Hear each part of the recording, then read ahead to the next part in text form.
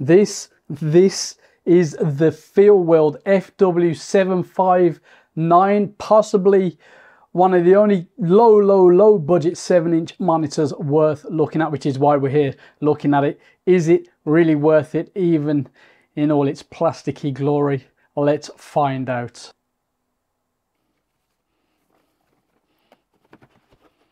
Greeted with a little manual there. We don't need that, do we? Nice hard case.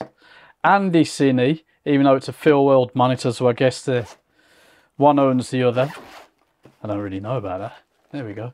Right, so we have a lot of nice bits and pieces. Mounting, HDMI.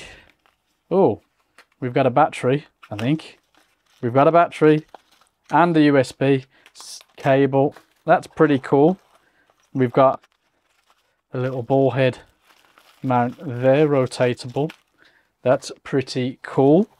And the unit itself, for considering the price, and we obviously have a long way to go before we can talk about the price, but there's a lot included in this package. Let's see what the monitor itself is like. So we've got a sun hood. There's already a bit of that there. I wonder if that can be removed. It can. That can just clip off. Buttons. I mean, they're plasticky, but they're hard. That's fine. We've got a mounting port down there. It's actually fairly slim. On this side, HDMI AV, headphones, OSD, USB upgrade. Obviously, this is an older model now.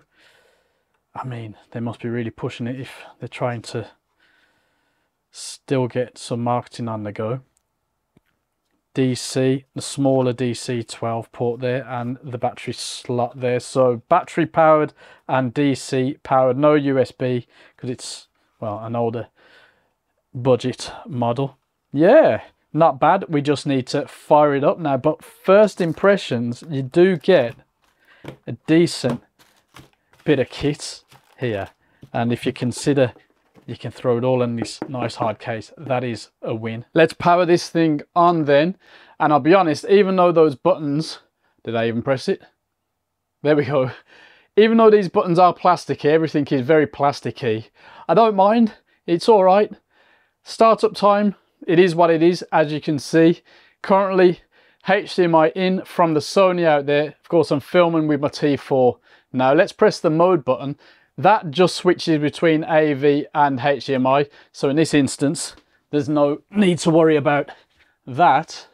Then if we go here, volume, which we're not going to be able to demonstrate the actual volume of the speaker, but you can deal with that there. Then we've got menu, F1, F2, which also is the down and up, F3, F4, and of course the power. So if we hit the menu, I think that's nice and clear. Now, to move across the top tabs, because remember this is not touchscreen, just use these. And then to go into it, I mean, this is not a tutorial, but just so we can see what we're dealing with, we've got different modes there.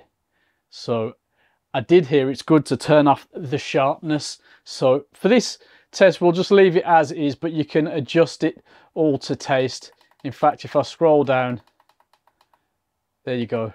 Right, to go back up, press menu, across, and then hit down just for the crack languages. You've got, for argument's sake, the main ones.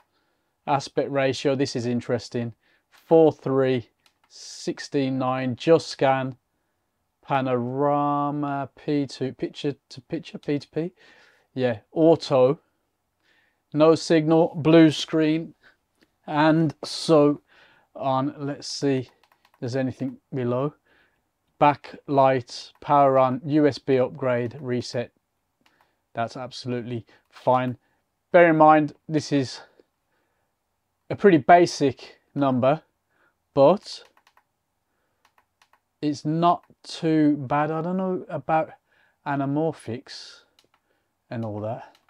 There's a zoom. The zoom's decent, isn't it? Look at that. Let's go back out. Can we move up and down with that? No. So the zoom is all right, actually. Shame I haven't got the figures in the corner. Let's get back out of there. Where was we now? Where were we? Sorry. Zoom. Off. What's this zoom mode? Model mode 2. Fair enough. Yeah. I think it is simple enough to move around. In fact, all these buttons here work better than some higher end monitors do with touch screens, which is a bit awkward. Ah, there's the anamorphic down there. So let's see about turning everything on. Oops, I'm a bit distracted there. Right.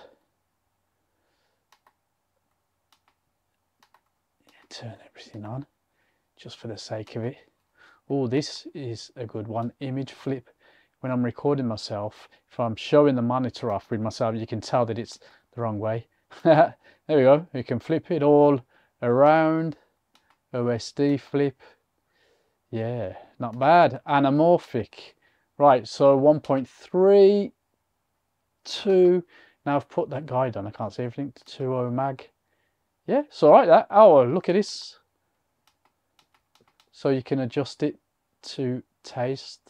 Yeah, that's nice. Do like that feature.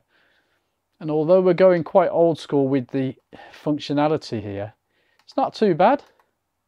It's just straightforward. You don't need to be messing about too much with these things.